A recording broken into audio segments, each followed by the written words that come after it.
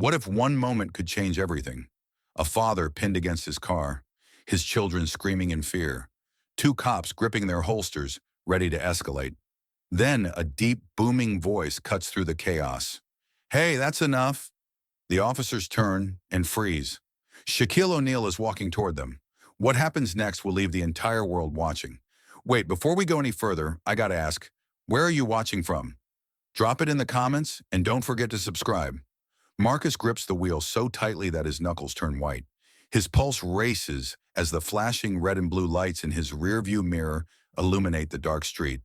He swallows hard, forcing himself to breathe. Not again.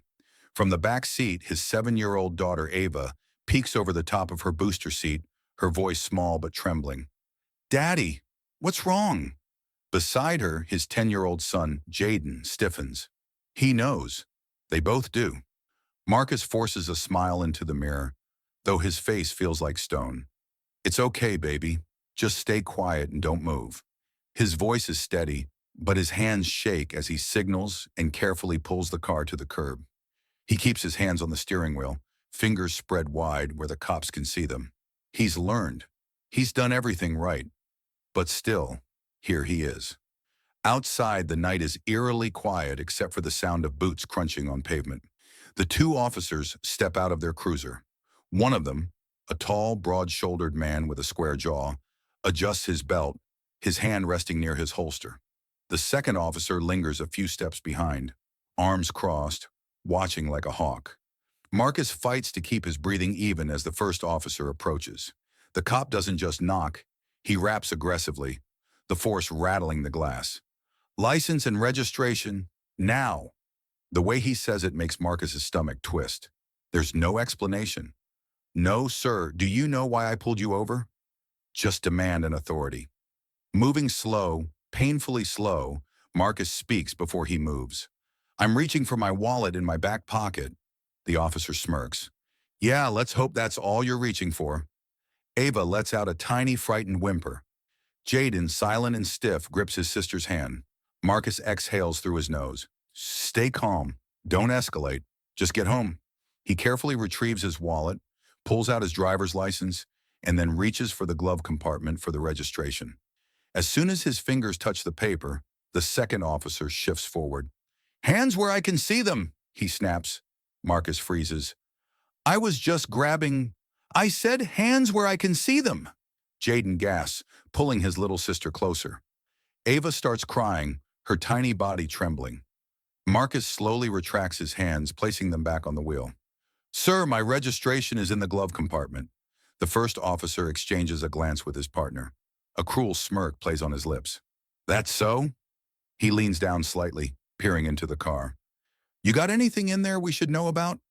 Marcus feels his patience thinning, but he clamps down on it. No, officer, just the registration. The officer scoffs, shaking his head like he doesn't believe him. Step out of the vehicle. Marcus blinks. His heart pounds harder. Excuse me? I said step out, the cop repeats, more forceful this time. Daddy? Ava sobs. Marcus swallows, eyes flicking toward the rearview mirror. For what?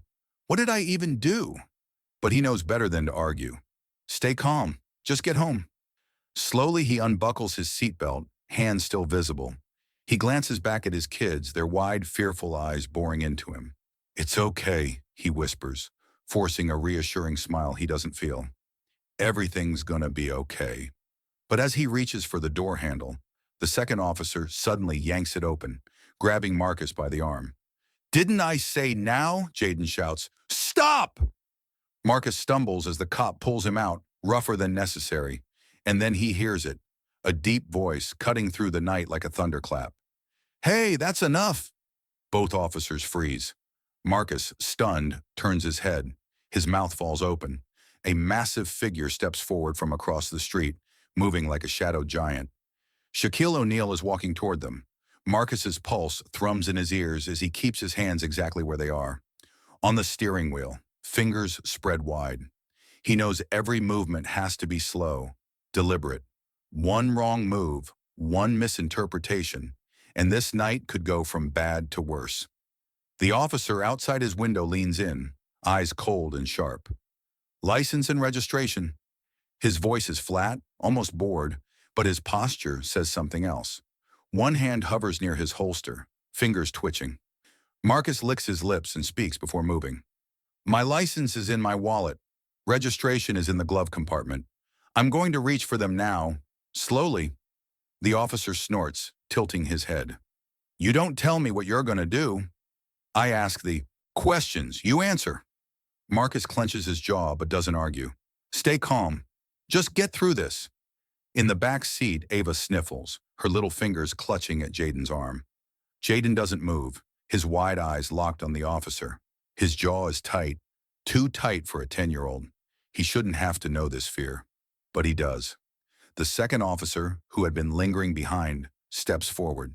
His build is smaller than his partner's, but his energy is volatile, like a fire ready to catch. You got a problem, pal? He says, voice laced with sarcasm. Or are you just slow to follow orders?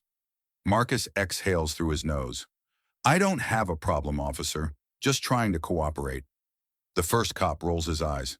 Yeah, we'll see about that. Now get the papers. Moving slow as molasses, Marcus reaches for his wallet, careful to let them see every movement. He pulls out his license, then inches his hand toward the glove compartment. His fingers brush the handle. Hands where I can see them, the second cop barks. Marcus freezes, heart slamming against his ribs. I'm just getting the registration. Did I tell you to move? Marcus forces himself to stay still, hands midair. Officer, you just said, did. First tell. You. To. Move. The second cop's voice is pure menace now, his hand drifting to his belt. This isn't about a traffic stop anymore. This is about power, control. Daddy? Ava's voice is a whisper, but it slices through the tension like a knife. The first officer sighs like he's inconvenienced. Jesus, just get him out. Before Marcus can react, the second cop yanks the door open, gripping his arm hard. Step out, now. Marcus tenses. You don't have to do this in front of my kids. Yeah, the cop smirks. And you don't have to make things difficult. But here we are. Ava starts crying, her little hands shaking. Please don't take my daddy. Marcus swallows the lump in his throat. Don't fight. Don't resist. Just get home. But then, a deep voice cuts through the tension, stopping everything. Hey, that's enough. The officers freeze. Marcus turns, his breath hitching. Shaquille O'Neal is walking toward them. Marcus barely has time to process what's happening before rough hands grip his arms and yank him out of the car. His knee buckles slightly as his feet hit the pavement, but the officers don't give him a second to steady himself. Hands on the car! The first officer barks, slamming him against the driver's side door. Daddy! Ava's piercing scream cuts through the night. Jaden throws his seatbelt off and lunges forward, but the second officer points a finger at him. Stay in the car, kid! Marcus winces as the officer's forearm presses hard against his back. I didn't do anything! He gasps, his cheek scraping against the window. The second officer scoffs. That's what they all say. He grips Marcus's wrist tight, yanking it behind his back, while the other officer keeps him pinned. Ava sobs uncontrollably, her little hands pressed against the window. Leave my daddy alone! Marcus's pulse hammers in his ears. Not in front of my kids. Please, not in front of them. Sir, you're resisting, the first officer sneers, twisting Marcus's arm harder. I'm not resisting, Marcus groans, his body stiff from trying not to fight back. The second officer leans in, his breath hot against Marcus's ear. Then shut up and stay still, or we'll make this worse. The implied threat is clear. Marcus forces himself to take slow breaths. Stay calm. Get through this. In the car, Jaden wraps his arms around Ava, his jaw clenched tight. It's okay, Ava, he whispers, though his voice shakes. It's gonna be okay. The crowd that had been forming on the sidewalk starts murmuring louder. A few people pull out their phones recording. You see this? A man in a hoodie mutters to his friend. Dude's got kids in the car. What the hell? A woman near the bus stop shakes her head. This is wrong. The first officer notices the cameras, but instead of backing down, he scowls. Step back. This is a police matter. Marcus clenches his jaw. This isn't right, man. You pulled me over for no reason. The first officer smirks. Yeah? Prove it. Then a deep, booming voice echoes from across the street. Hey, that's enough. The atmosphere shifts instantly. The officers freeze. The crowd collectively turns toward the source of the voice. Shaquille O'Neal is walking toward them.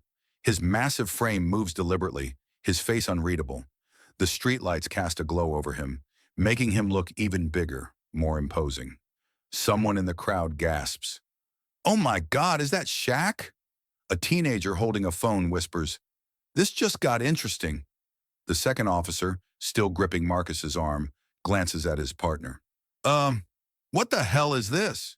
Marcus lifts his head, breath catching in his throat. He had never seen Shaq in person before, but right now the man looks like a force of nature. Shaq stops a few feet away, hands on his hips. His deep voice rumbles again. Let him go! Shaquille O'Neal moves like a mountain, slow, deliberate, unstoppable. His sheer size alone makes the officers tense, their grips on Marcus tightening. The streetlights cast long shadows as he approaches, his presence shifting the entire atmosphere. The murmuring crowd watches in stunned silence. Marcus, still pinned against his car, turns his head just enough to see Shaq. His kids, eyes wide with shock, cling to each other in the back seat. The air feels different now. The first officer, stocky, red-faced, narrows his eyes, puffing up his chest. Mind your business, big guy. Shaq doesn't flinch. He just folds his massive arms across his chest, looking down at the officers like a disappointed coach. I am minding my business, he rumbles. His voice is low, steady, dangerous. This ain't right. The second officer, lean, smug, steps forward, hands still resting on his holster. You a lawyer or something? Shaq tilts his head slightly. Nah, he says, but I am a black man who's seen this play out too many times. Marcus swallows hard. His heart is still racing, but for the first time since those lights flashed behind him, he feels something new. Hope. In the back seat, Jaden grips Ava's hand, whispering, It's Shaq, Ava. It's really him. Ava peeks over the seat, her tear-streaked face lighting up just a little. Is he going to help Daddy? Shaq glances at the kids, then back at the officers. His expression darkens. You scaring little kids now? He asks, his voice even. That how you do your job? The stocky officer shifts uncomfortably. Look, man, you don't know what's going on here. I know exactly what's going on, Shaq counters, stepping closer. I know you got a man pinned against his car in front of his babies, and I know y'all ain't explaining why. The lean officer grins, his confidence returning. What you gonna do about it, huh? He taunts. Gonna dunk on us? Somewhere in the crowd, someone snickers, but it dies quickly. The tension in the air is thick enough to choke on. Shaq just stares. You know who I am, right? The officers exchange glances. Of course they do. Everyone does. Good, Shaq says, his voice dropping to a near growl. Then you know I got power, and I know how to use it. Shaq tilts his head slightly, his massive frame looming over the officers. His expression is unreadable, but his voice is steady, deliberate. You really want to find out? A tense silence settles over the scene. The lean officer's smirk falters for just a second, but he quickly regains his cocky demeanor. Find out what, big guy? He sneers. That you don't run things around here? Shaq doesn't react. He just stands there staring at the officer like he's studying a bad decision in the making. Behind him, the crowd has doubled in size. Bystanders pull out their phones, recording everything. Some whisper to each other, while others just shake their heads, disgusted. A teenager murmurs, Damn, they really trying to mess with Shaq? The stocky officer finally notices the cameras. His jaw tightens, his fingers twitching against his belt. Put the phones away, he barks. This isn't a show. But no one listens. The world is watching now. Marcus, still pinned against the car, takes a slow, shaky breath. His kids are frozen in the back seat, their little hands gripping each other. Then the lean officer makes a mistake. He jerks his chin towards Shaq and lets out a dry chuckle. This your family? His voice drips with mockery. 'Cause you're about to join him. Shaq's entire posture changes. A dangerous silence follows. The stocky officer's head snaps toward his partner, eyes widening. Dude! But it's too late. Shaq moves. Not aggressively, not with anger, but with authority. He reaches into his pocket, pulls out his phone, and dials a number. The lean officer's smirk vanishes. "Chief?" Shaq's deep voice booms through the quiet. "Yeah, we got a problem." A ripple of unease spreads through the officers. The crowd leans in, sensing the shift. The stocky cop straightens, sweat beading on his forehead. "Wait, who are you calling?" Shaq lifts a single finger, silencing him. "Yeah," he continues into the phone, his tone unreadable. "Couple of your guys got a black man pinned up against a car in front of his kids. Won't say why. Ain't looking too good." The lean officer swallows hard. His bravado cracks. "Look, man, there's no need to." Shaq doesn't even look at him. "Nah," he says into the phone. "Not gonna let this slide." He pauses listening, then nods. "All right, I'll be here." He ends the call. And that's when the stocky officer's face drains of color. The distant roar of an engine grows louder. A black SUV screeches to a halt at the curb, tires skidding slightly as the vehicle stops.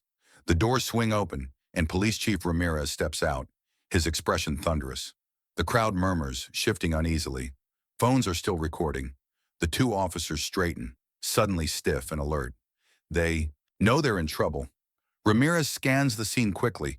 His sharp eyes take in Marcus pressed against the car, his kids sobbing in the back seat, and Shaquille O'Neal standing with his arms crossed, stone-faced. The chief's jaw tightens. "O'Neal?" His voice is sharp, demanding. "What the hell is happening here?" The lean officer clears his throat. Chief, we were just handling a routine stop." Shaq doesn't even blink. "Routine, huh?"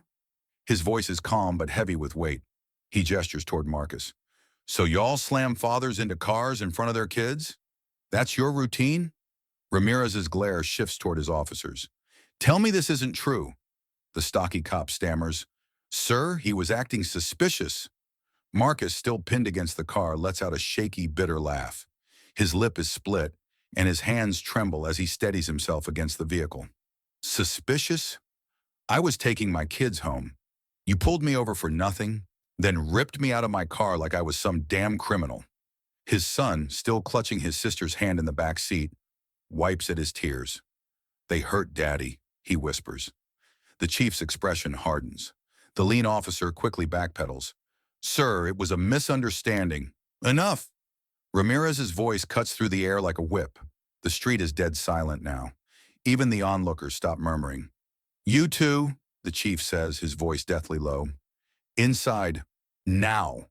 The lean officer hesitates, then opens his mouth, ready to argue. But the look on the chief's face stops him cold. "Move." The officers exchange nervous glances before scurrying toward the SUV, their confidence completely shattered. Ramirez takes a deep breath, then turns to Marcus. "Sir," his tone is different now, measured, controlled. "Are you all right?" Marcus wipes his mouth with the back of his hand, still breathing hard. "I don't know." His voice cracks slightly. "But my kids, they'll never forget this." The chief nods grimly. "Neither will they," he mutters, glancing toward his officers. In the distance, sirens wail. Backup is on the way. The camera shakes slightly as the teenager taps the upload button. His fingers are trembling, not from fear but from excitement. This moment is about to be seen by the world. Within seconds, the video is live, and within minutes, it's exploding. A woman standing in the crowd gasps as she refreshes her feed. "Justice for Marcus" is already trending. Comments pour in by the thousands. "This is disgusting. These officers need to be fired immediately. They did this in front of his kids? Nah, this ain't it." Shaq stepping in like a real one. But it shouldn't take a celebrity for cops to do their damn job right. Marcus stands beside his car, still rattled, still gripping his aching wrist. His son clings to his side, his little hands fisting Marcus's shirt like he's afraid to let go. Marcus's phone buzzes, then again, and again. He pulls it out hesitantly. "Unknown number," he answers. "Hello?" A smooth, confident voice replies. "Mr. Thomas, my name is Brian Carter. I'm a civil rights attorney. I saw the video." A brief pause. "And sir, you have a case." Marcus's throat tightens. He exhales sharply, glancing toward his kids. What kind of case? One that could change everything. the lawyer says. For you, for your family, and for everyone who's ever been in your shoes. Marcus grips the phone tighter. His hands are still shaking. The police department isn't just facing a PR nightmare, it's a full-blown crisis. Their official social media accounts are flooded with outrage. The comment sections are relentless. Explain this. Now, if Shaq wasn't there, what would have happened to Marcus? Your officers just ruined their careers on camera. Local news stations start covering the story, then national ones. It's spreading like wildfire. A black news van speeds down the street, skidding to a stop near the growing crowd. Reporters flood out, cameras rolling. One locks eyes on Shaq instantly and rushes forward, microphone extended. Shaq! Shaq! She calls out breathlessly. You just stepped into a police incident. What do you have to say about this? Shaq, who had been standing with his arms crossed, turns his gaze to the reporter. His face is unreadable.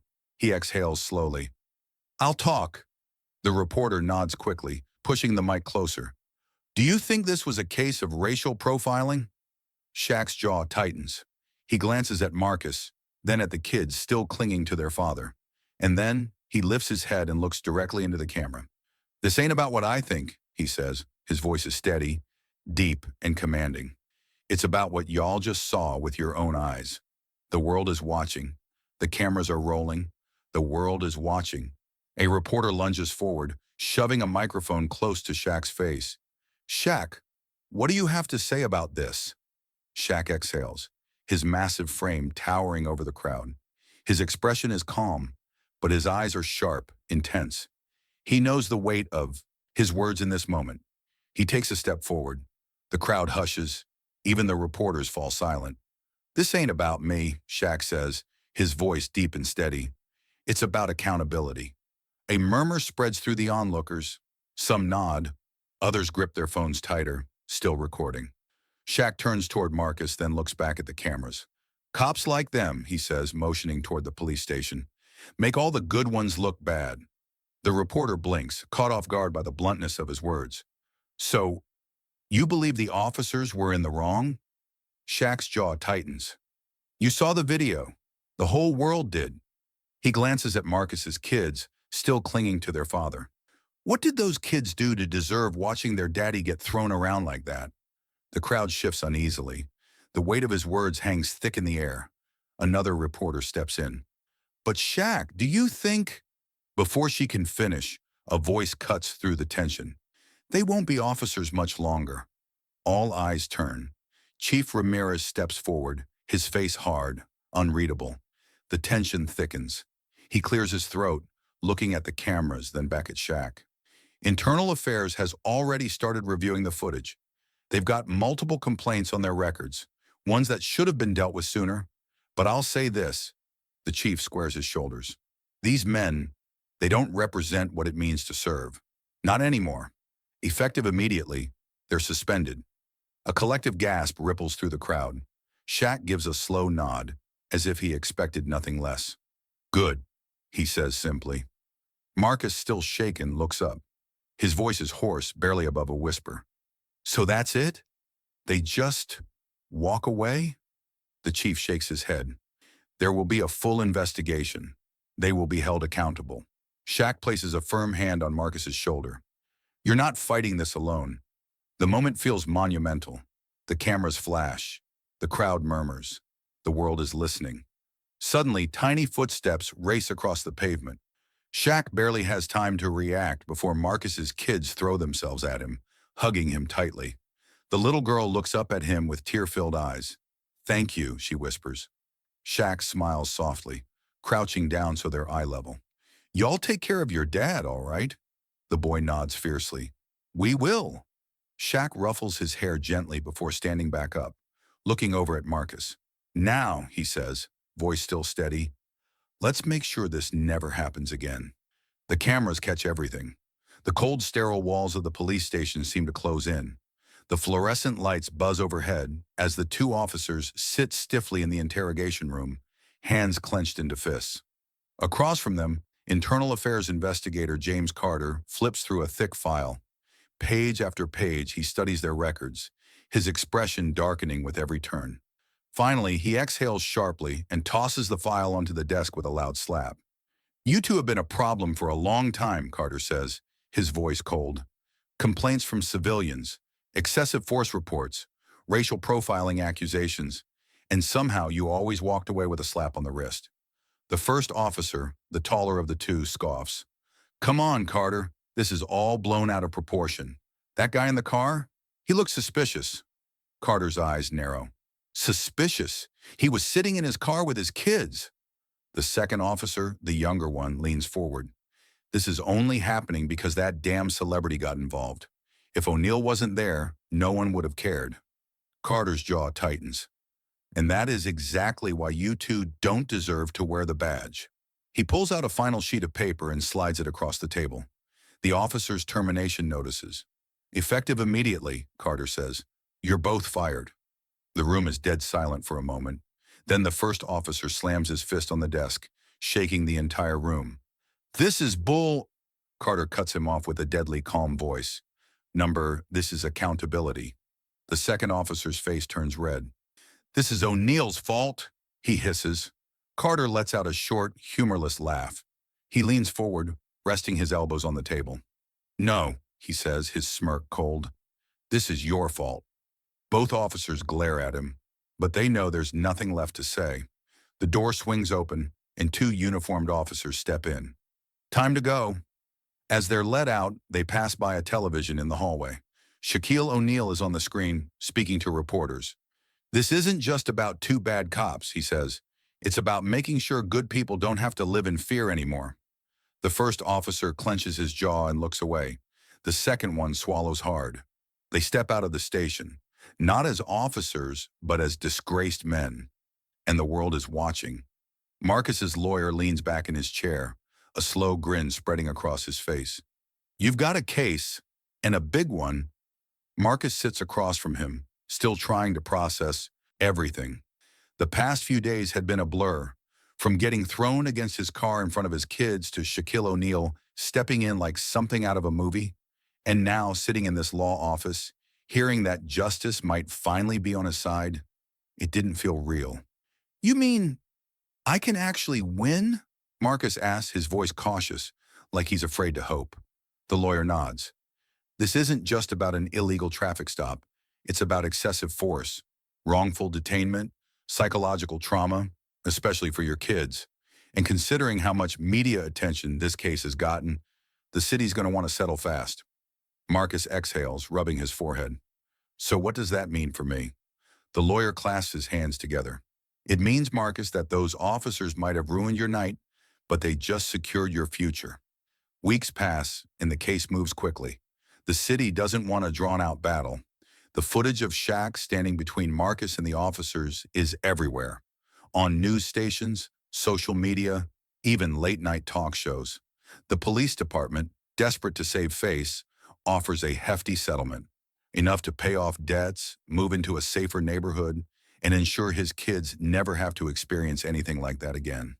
The day Marcus signs the final paperwork, he walks out of the lawyer's office, the weight on his chest lighter than it's been in years.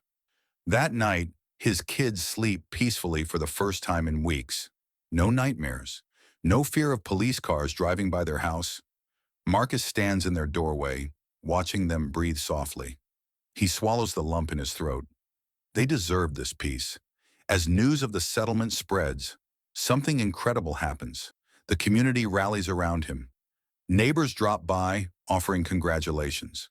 People he's never even met before shake his hand, telling him he fought for something bigger than himself. One afternoon at the grocery store, an older woman stops him. You stood your ground, she says, for your kids, for all of us. Thank you. Marcus blinks back the unexpected emotion. He never thought of himself as a hero, but maybe, just maybe, this fight had meant something. Late one evening, Marcus's phone buzzes. An unknown number. He frowns but picks up. Hello? A deep, familiar voice rumbles through the line. Marcus, Shaq says, his tone warm. Got some news for you. Marcus sits up, heart pounding. What kind of news? Shaq chuckles. Let's just say, you and your family are about to get an upgrade. Marcus grips the phone tighter. Shaq, what did you do? Marcus grips the car door handle, his heart pounding as he steps out. The sun casts a golden glow over the quiet neighborhood. The house in front of him is massive, modern, freshly painted, with a pristine lawn and a long driveway. It looks like something out of a dream. His kids scramble out of the back seat, their eyes wide with wonder. "Daddy," his daughter breathes, clutching his hand. This, this is a mansion." Marcus can't move. His chest tightens. This isn't possible. Beside him, Shaq leans against his custom black SUV, arms crossed, a wide grin spreading across his face. "You just gonna stand there, or you gonna check out your new crib?" Marcus shakes his head. "Shaq, what is this?" Shaq slaps a hand on his shoulder, guiding him forward. "Your new home, big man. I told you I had some news for you." Marcus's legs feel weak. He stops in his tracks. "Shaq, no, this is too much. I, I can't accept this." Shaq chuckles. "Too late. Deed's already in your name." Marcus stares at him, his throat tight. His whole life, he's struggled. He's worked 2 jobs, fought to keep a roof over his kids' heads and tried to shield them from the harshness of the world. But never, never had he imagined something like this. His son tugs at his sleeve. "Daddy, can we go inside?" Marcus swallows the lump in his throat and nods.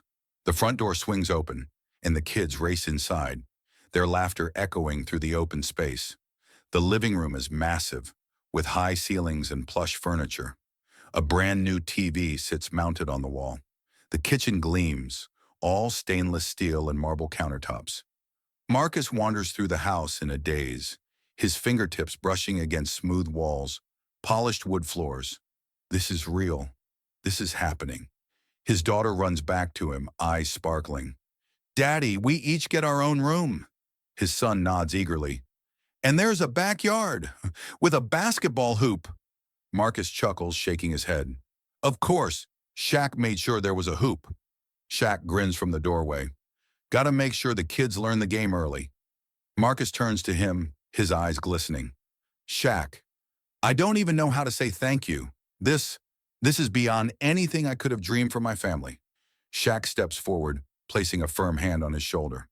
"You deserve this, Marcus. Your kids deserve this. No family should have to live in fear, wondering if they'll have a home tomorrow." Marcus exhales shakily, running a hand over his face. "I don't know how I'll ever repay you." Shaq's face softens. "You don't gotta repay me." Marcus frowns. "But," Shaq holds up a hand, "just promise me one thing." Marcus nods, waiting. Shaq's voice is calm, steady. "One day, when you're in a position to help someone else, pay it forward." The weight of those words sinks in. Pay it forward. Marcus nods, emotion thick in his voice. "I promise." Shaq smiles. "Then we're good." The kids come running back, their excitement bubbling over. "Daddy, we get to stay here forever, right?" Marcus kneels down, pulling them into a tight hug. He looks over at Shaq and smiles. "Yeah, baby, we're finally home." Shaq pats Marcus's back. "Now let's see if you can actually shoot some hoops." The news anchor leans forward, excitement in his voice. "Shaquille O'Neal does it again, this time stepping in to stop an unjust arrest and changing a family's life forever." The screen flashes to a video, the viral clip that took the world by storm. Shaq standing tall, his arms crossed, staring down 2 police officers. Marcus's kids clinging to him in fear. The moment the police chief arrived, and finally the big reveal of Marcus's new home, gifted by Shaq himself. The footage is everywhere. News outlets, talk shows, social media. People can't stop talking about it. "This is what accountability looks like," one tweet reads. Another post, now with millions of shares, says, "Shaq didn't just speak up. He took action.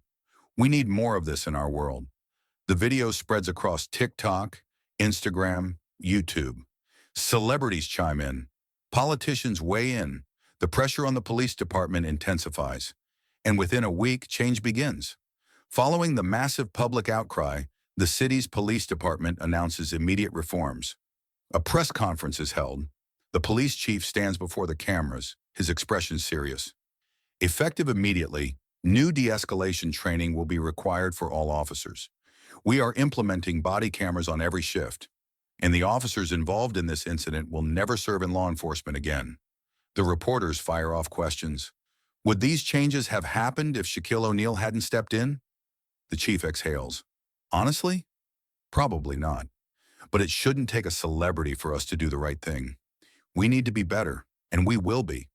The city erupts with mixed emotions. Some cheer for the reforms. Others question why it took a viral video for justice to be served. But one thing is clear, things won't be the same anymore. While the world watches Shaq's actions, Marcus finds himself at a crossroads. For the first time in years, he sleeps without fear. His kids are safe. Their future is secure. But deep inside, something weighs on him. One evening, he sits on the porch of his new home, scrolling through messages. People have been reaching out. Men from his neighborhood, young boys who look up to him. Man, you give me hope. I wish I had someone like you when I was growing up. We need you, Marcus. Shaq's words echo in his mind. When you're in a position to help, pay it forward. The next morning, Marcus makes a decision. He starts a mentorship program for at-risk youth. He meets with teenagers from his old neighborhood, teaching them about conflict resolution, self-respect, and making better choices. You don't have to end up in a cop's back seat to change your life, he tells them. One boy, barely 16, nods. Man, I needed to hear that. As the world watches, Shaq makes one final post. A simple picture of Marcus, standing in front of a group of young men, talking to them. The caption? If you have power, use it to help. The internet explodes. In the end, this wasn't just about two corrupt cops. It was about justice, about change, about stepping up when it matters, because justice isn't just about punishment, it's about making things right.